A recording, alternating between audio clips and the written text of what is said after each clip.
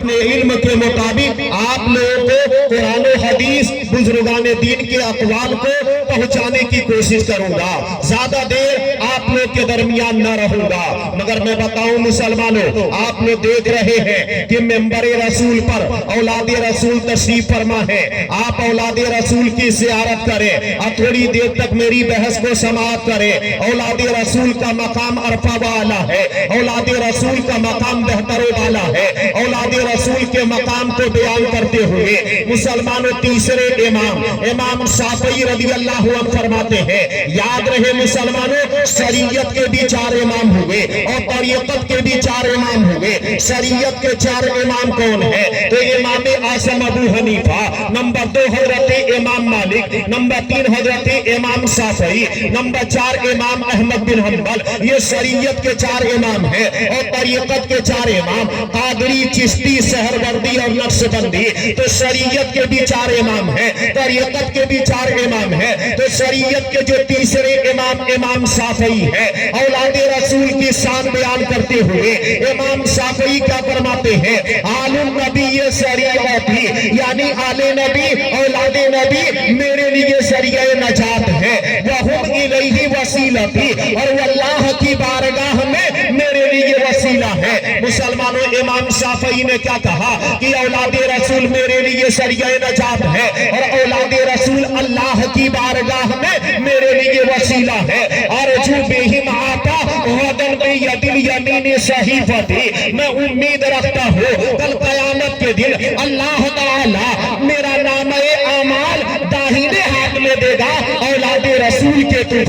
تو مسلمانوں، یہ اولاد رسول کا مقام و مرتبہ ہے جو امام شافعی اپنے انداز میں بیان کرتے ہیں. اور اعلیٰ حضرت عظیم البرکت علیہ رحمہ مسلمانوں اولاد رسول کی شان بیان کرتے ہیں. اور اعلیٰ حضرت عظیم البرکت کیا فرماتے ہیں؟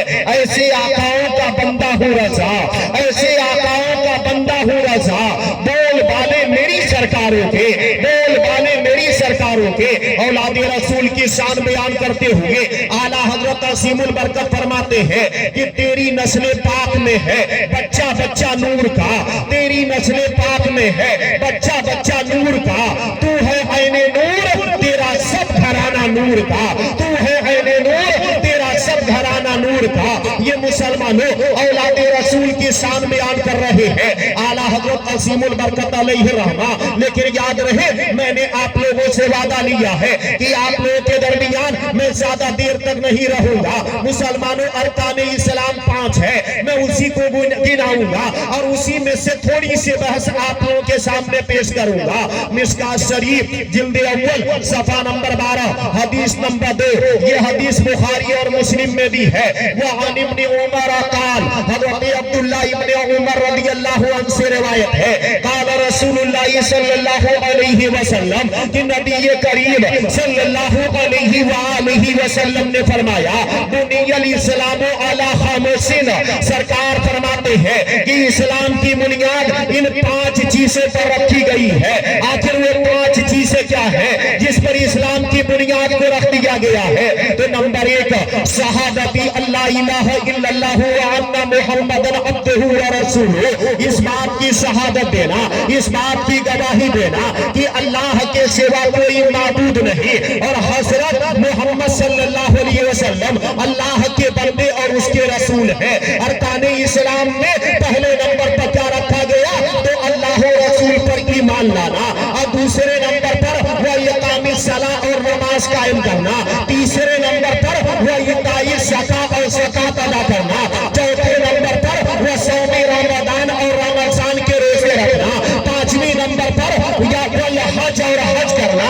ان 5 باتوں کو ارکان اسلام کی بنیاد کہا جاتا ہے. اور مسلمانوں میں بتانا چاہتا ہوں کہ پہلے نمبر پر اس بات کو رکھا گیا کہ اللہ و رسول پر ایمان لانا، اور دوسرے نمبر پر نماز قائم کرنا. تیسرے نمبر پر اپنے مال کی زکات نکالنا. چوتھے نمبر پر رمضان المبارک کا مہینہ آئے تو رمضان المبارک میں روزے رکھنا.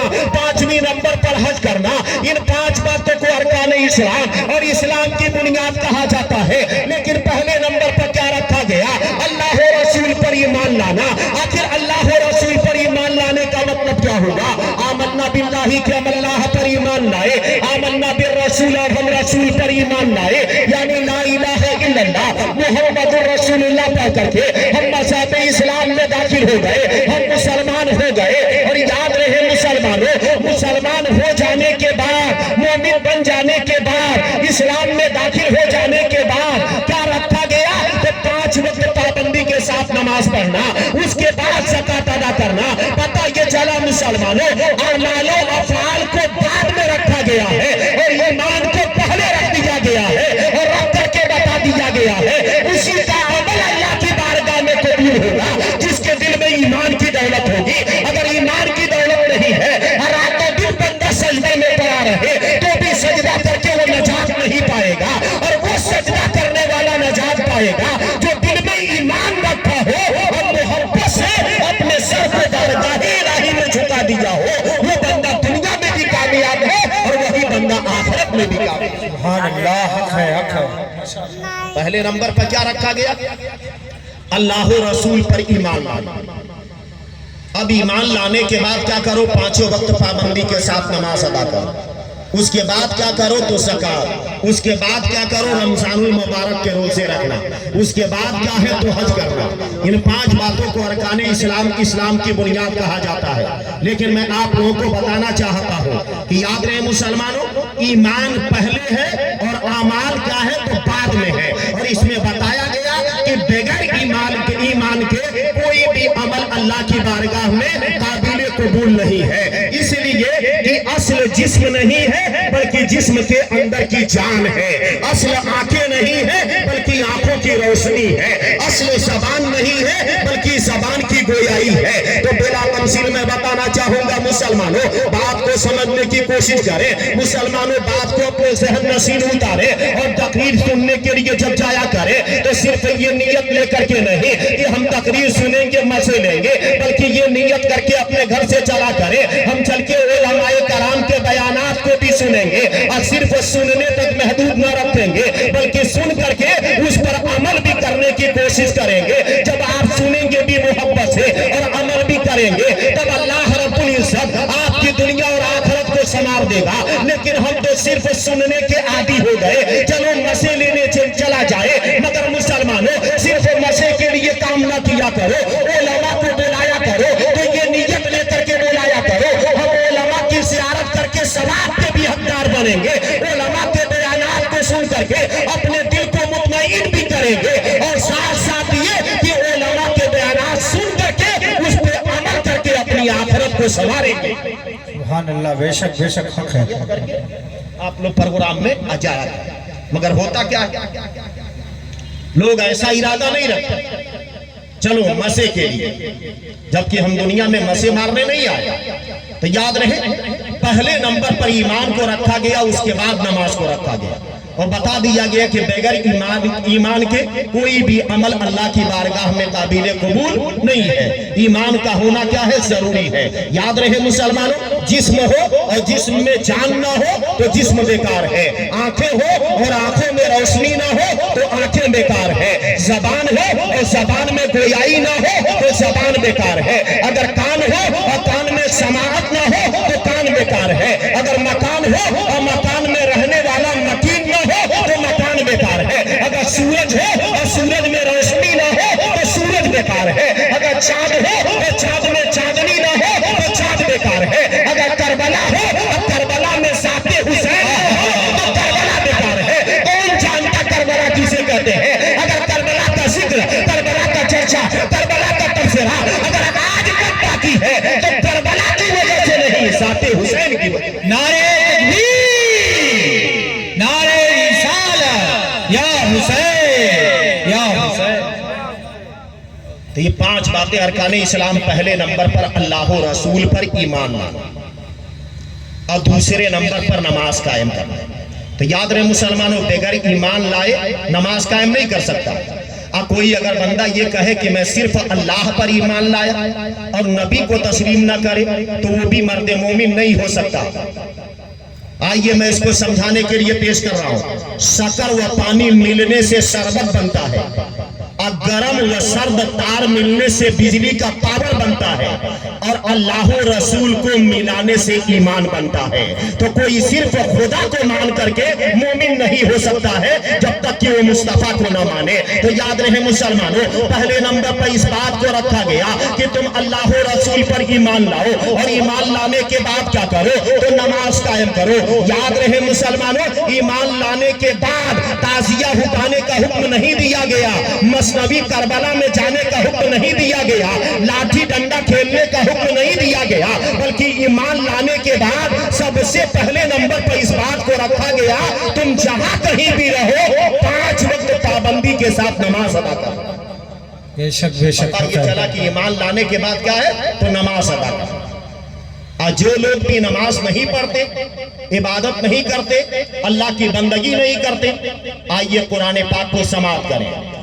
सूरह तहा आयत नंबर 124 पारा नंबर 16, वमन आरदा अन ज़िक्री, और जिसने मेरी याद से मुंह फेर लिया, जिसने मेरी बंदगी से मुंह फेर लिया, जिसने मेरी इबादत से मुंह को फेर लिया, जिसने मेरी इबादत से रोगर्दानी किया, फ़इन्न लहू मईशतन दनका, तो बेशक उसके लिए तंग जिंदगानी है। अल्लाह ताला बेनमाजियों की जिंदगी की बरकत को छीन लेता है और उनकी जिंदगी को तबाह कर देता है। ये कुरान से साबित है। और सिर्फ जिंदगी बर्बाद होती है तो नहीं, वनहशरुहु यौमल क़ियामत यामा, और जितने बेनमाजी हैं कल क़यामत के दिन जब अपनी अपनी कब्रों से निकाले जाएंगे तो सब के सब अंधे निकाले जाएंगे, दर दर की ठोकरें खा रहे होंगे, इधर उधर भटक रहे होंगे, इधर उधर गिर रहे होंगे। उनसे पूछा जाएगा तुमने अपनी ये हालत क्या बना रखी है, तो सब के सब कहेंगे हम नमाज न पढ़ा करते थे, इसीलिए हमें अपनी कब्रों से अंधा निकाला गया। तो पता ये चला कि जो लोग भी नमाजों की पाबंदी नहीं करते, उनकी दुनिया भी बर्बाद, आखिरत भी बर्बाद। दुनिया में भी तबाही, आखिरत में भी तबाही। दुनिया में भी बर्बादी, आखिरत में भी बर्बादी। दुनिया में भी जिल्लत, आखिरत में भी जिल्लत। याद रहे, वही बंदा अल्लाह की बारगाह में कामयाब है जो बंदा अल्लाह रसूल के फरमान पर अमल करे। सुभान अल्लाह, बेशक। लेकिन हमने तो हर एक चीज को अपने मजे के लिए बना लिया, मौज मस्ती के लिए बना लिया। हालांकि हम इस दुनिया में मौज मस्ती करने नहीं आए हैं। और याद रहे, जब बंदा दुनिया से जाने की तैयारी में होता है, बंदा अब तब दुनिया से जाने वाला होता है, तो बंदा चाहता क्या है, उस बंदे की कंडीशन क्या होती है, उसकी हालत क्या होती है, अल्लाह कुरान में उसका जिक्र फरमा रहा है। सूरह क़ियामा आयत नंबर 26 से 29 पारा नंबर 29, वक़ील मन कल्ला ईसा बलगति तराक़ी, हाँ हाँ, जब जान गले को पहुंच जाएगी, यानी आकर के रूह गले में फंस जाएगी, अब तब रूह निकलने वाली होगी, तो आखिर वो बंदा चाहेगा तो क्या चाहेगा, वक़ील मन राह, कहेंगे कि कोई है जो झाड़ फूंक करके हमें मरने से बचा ले, मगर नहीं जानता पूरी दुनिया के बाबा इकट्ठा हो जाए तो भी उस मरने वाले को बचा नहीं सकते हैं। पता ये चला मुसलमानों, मरने वाला क्या चाहता है, जिसकी रूह अब तब निकलने वाली होती है, आखिर उसकी चाहत क्या होती है, आखिर उसकी तमन्ना क्या होती है, काश मुझे कोई झाड़ फूंक करके बचा लेता, मेरी जिंदगी को बढ़ा देता, मेरी जिंदगी में इजाफा करवा देता, मगर चारों तरफ से उसे मायूसी नजर आती है। वज़न्ना अन्नहुल फिराक, और वो समझ लेगा कि ये जुदाई की घड़ी है, अब हमें कोई बचा नहीं पाएगा। अब मुसलमानों पता ये चला कि हर जब बंदा मरने की तैयारी में होता है, अब तब दुनिया से जाने वाला होता है, वो कुछ और नहीं चाहता है, बस यही चाहता है काश मेरी जिंदगी को बढ़ा दिया जाता। मुसलमानों में बताना चाहता हूँ, इस दुनिया की कोई हकीकत नहीं है। इसी दुनिया में एक नाचने गाने वाला डांसर आया था, जिसको दुनिया माइकल जैक्सन कहती है। जब वो मरने लगा था तो कहा था कि मेरी बॉडी को फ्रीजर में रख दिया जाए, और जब साइंस वाले रूह तक पहुंच जाए तो फिर मुझे दोबारा जिंदा करा दिया जाए। मगर वो जाहिल था, वो नहीं समझ रहा था कि रूह को वापस बुला देना ये साइंस के बस की बात नहीं है। अगर मुर्दों को जिंदा करना, अगर ये ताकत खुदा ने किसी को दिया है तो गौसुल आज़म को अता किया है, नवाज को अता किया है, अपने वलियों को अता किया है। पता ये चला कि मुर्दे को जिंदा करना ये साइंस का काम नहीं है। मुर्दे को अगर जिंदगी मिलेगी तो कोई अल्लाह का मुकर्रम बंदा ही दे। सुभान अल्लाह, हक है, सुभान अल्लाह, माशाअल्लाह, बहुत उम्दा। मुसलमानों, इस दुनिया की हकीकत क्या, हम जिस दुनिया के लिए मर रहे हैं, जिस दुनिया को हासिल करने के लिए सबसे जरूरी क्या है, 5 वक्त पाबंदी के साथ नमाज पढ़ना।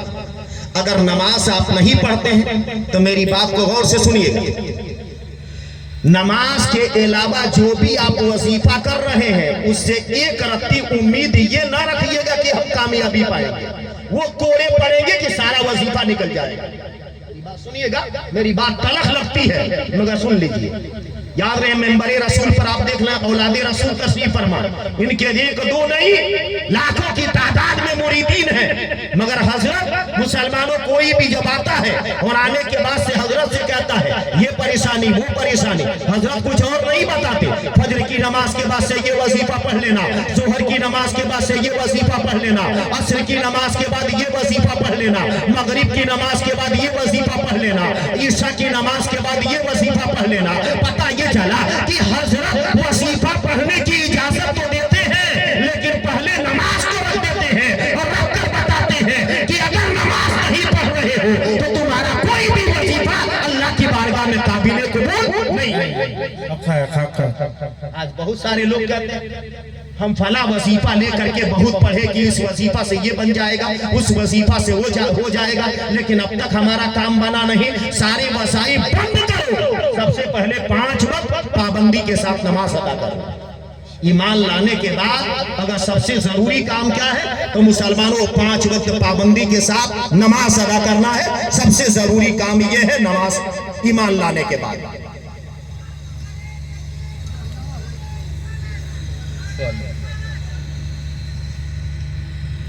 نعرہ تکبیر، نعرہ رسالت، نعرہ رسالت، اصلاح رحمت عالم کانفرنس، نعرہ تکبیر، نعرہ رسالت، علماء اہل سنت، مسلک اعلیٰ حضرت مفتی ڈاکٹر مصور صاحب قبلہ، حضرت ڈاکٹر مفتی مصور صاحب قبلہ، نعرہ تکبیر، نعرہ رسالت، علماء اہل سنت، رحمت عالم کانفرنس۔